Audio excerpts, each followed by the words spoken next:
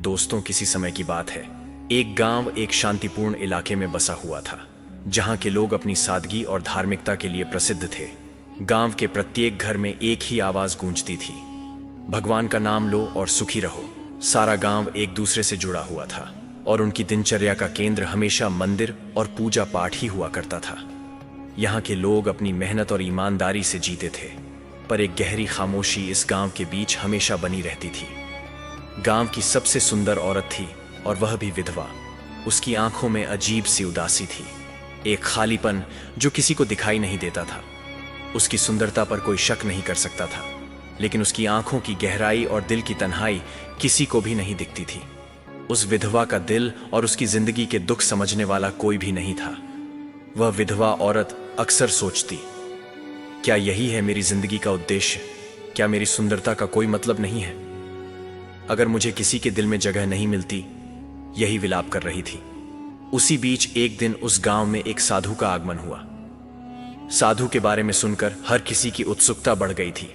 वह साधु एक अजीब व्यक्तित्व के मालिक थे, लंबी जटाएं, शरीर पर भस्म और ऐसी गहरी आवाज जो हर किसी के दिल में उतर जाती। लोग उनकी बातें सुनने के लिए मंदिर में इकट्ठा होते और उन्होंने अपने चमत्कारी कार्यों के बारे में बताना शुरू किया। उनका प्रभाव तेजी से गांव में फैलने लगा। लोग उनके प्रति श्रद्धा और विश्वास में बंधने लगे, और वह विधवा औरत भी उनकी उपासना में शामिल हुई। उसे ऐसा महसूस होने लगा जैसे साधु की बातें उसकी आत्मा को छूने लगी हो। वह अपनी निराश जिंदगी से बाहर निकलने लिए साधु के दर्शन करने जाने लगी। धीरे धीरे वह साधु के उपदेशों में खो जाने लगी। साधु का व्यक्तित्व इतना सम्मोहना लगता कि औरत को लगता था जैसे वह उससे किसी गहरे स्तर पर जुड़ा हुआ। उसकी बातें, उसके उपदेशों की गहराई और उसकी शांति, यह सब कुछ विधवा औरत को अंदर से खींच रहा था। साधु ने विधवा से कई बार बात की और उसे आध्यात्मिक उन्नति का रास्ता दिखाया, और विधवा औरत से कहा, तुम्हारी आत्मा भी परमात्मा से जुड़ी हुई है, तुम्हें बस अपनी पहचान को समझने की आवश्यकता है। साधु ने उस विधवा औरत से कहा, तो यह शब्द उसके दिल में बहुत गहराई से समझ गई। साधु के साथ कुछ और बातें हुईं, और जल्द ही वह जीवन का एक अहम हिस्सा बन गए। वह विधवा को हर दुख, हर दर्द से उबारने की बातें करते, और विधवा को लगता था जैसे उसकी सारी जिंदगी अब साकार हो रही है। वह विश्वास करने लगी कि साधु उसके जीवन के उस खालीपन को भर सकते हैं जो अब तक कोई नहीं भर पाया था। गांव में साधु का प्रभाव बढ़ता जा रहा था। उनके आने के बाद से लोग उनकी पूजा करने के लिए मंदिर में इकट्ठा होते थे। उनके के चमत्कार फैल रहे थे। कभी किसी बीमार को ठीक करना, कभी किसी की किस्मत को बदलना, और कभी किसी की समस्याओं को हल करना। गांव के लोग उन्हें भगवान मानने लगे थे। इस माहौल में विधवा भी पूरी तरह से प्रभावित हो चुकी थी। वह जब भी साधु के पास जाती, उसके दिल में एक अजीब सी तृप्ति होती। साधु के साथ हर मुलाकात उसके लिए जैसे एक नई शुरुआत होती। साधु की बातें विधवा को बहुत प्रभावित करती। उन्होंने उसे बताया, तुम्हारे भीतर क्षति है, वह केवल तुम खुद को समझ नहीं पाती हो। यदि तुम मेरी शरण में आओगी तो तुम्हें वह सब मिलेगा जो तुम चाहती हो। तुम्हारा दुख केवल तुम्हारे भीतर की बंदिशों से है। तुम्हारे आत्मविश्वास को जागृत करना होगा। विधवा इन शब्दों को दिल से महसूस करने लगी। वह समझने लगी कि महात्मा के शब्दों में कुछ खास बात है जो उसे अब तक किसी ने नहीं समझाई थी। धीरे धीरे विधवा और साधु के बीच यह रिश्ता गहरा होता गया। वे अब एक दूसरे के बिना नहीं सकते थे। विधवा की जिंदगी अब साधु के उपदेशों के इर्द गिर्द घूमने लगी थी। साधु ने उसे यह विश्वास दिलाया कि वह उसे बचा सकता है, उसे एक नई दिशा दे सकता है। इसके बदले में विधवा औरत ने अपने दिल की सारी इच्छाओं को साधु के सामने खोल दिया था। साधु का अब आकर्षण बढ़ता गया। विधवा औरत को ऐसा महसूस होने लगा जैसे वह साधु के बिना कुछ भी नहीं है। उसकी पूरी दुनिया केवल साधु के इर्द गिर्द सिमट लगी। साधु ने उसे और अधिक अपने पास खींच लिया। तुम मेरे शिष्य हो, तुम्हारे जीवन का उद्देश्य अब मुझसे जुड़कर पूरा होगा, उसने विधवा से कहा। एक शाम जब गांव का मंदिर सुनसान था और सभी लोग अपने अपने घरों में थे, साधु ने विधवा से गुपचुप मुलाकात की। वह विधवा को यह समझाता रहा कि उसके भीतर एक दिव्य है जिसे केवल साधु ही जागृत कर सकते हैं। विधवा औरत ने साधु की बात पर विश्वास करना शुरू कर दिया था। वह साधु के करीब आने लगी, वह रात बदल गई। एक ऐसी रात जब विधवा और साधु के बीच शारीरिक आकर्षण ने उनका रिश्ता एक नए मोड़ पर पहुंचा दिया। साधु ने उसे विश्वास दिलाया कि यह एक आध्यात्मिक अनुभव है और विधवा ने बिना किसी संकोच के उसे स्वीकार कर लिया। वह रात जो पहले केवल उपदेशों और शब्दों में बंधी हुई थी, अब एक नया अर्थ ग्रहण कर चुकी थी गांव में, और साधु के रिश्ते को लेकर चुपके चुपके चर्चा होने लगी थी। कुछ लोग साधु के बारे में लगातार सुन रहे थे, लेकिन विधवा और साधु के बीच बढ़ती नजदीकियों को लेकर कोई खुलकर बात नहीं करता था। लेकिन यह कोई छिपा हुआ रहस्य नहीं था। धीरे धीरे अफवाह फैलने लगी। विधवा अक्सर साधु के पास आती जाती है और गांव वाले यह सब देख रहे थे। किसी ने कहा, कुछ तो गड़बड़ है, साधु और विधवा का संबंध ठीक नहीं लग रहा। गांव में कुछ लोग साधु के प्रति अत्यधिक श्रद्धा रखते थे, जबकि कुछ लोग उनके बारे में संदेह करने लगे थे। एक दिन गांव के कुछ युवक विधवा और साधु को एक साथ देखा था। उन्होंने यह बात पंचायत के सदस्यों तक पहुंचाई। उन्होंने बताया कि यह विधवा और साधु के बीच कुछ अजीब सा रिश्ता बन रहा है। यह खबर जैसे ही फैली, पूरा गांव हलचल में आ गया। गांव में बड़े बुजुर्गों ने एक पंचायत बुलाई। सभी को यह चर्चा करनी थी, क्या यह मामला सच्चाई पर आधारित है या सिर्फ अफवाहें हैं। पंचायत के सभी सदस्य इस मुद्दे पर विचार करने के लिए एकजुट हो गए। गांव में साधु और विधवा के बीच बढ़ते रिश्ते को लेकर जो अफवाहें फैल रही थीं, वह अब सच्चाई के करीब पहुंचने लगी थी। कई गांव वाले इस बात से परेशान हो गए थे, लेकिन किसी को भी यह खुलकर सामने लाने की हिम्मत नहीं हो रही थी। लेकिन एक दिन जब विधवा मंदिर से लौट रही थी, उसे गांव के एक युवक ने देखा जो साधु के उपदेशों से खास प्रभावित था।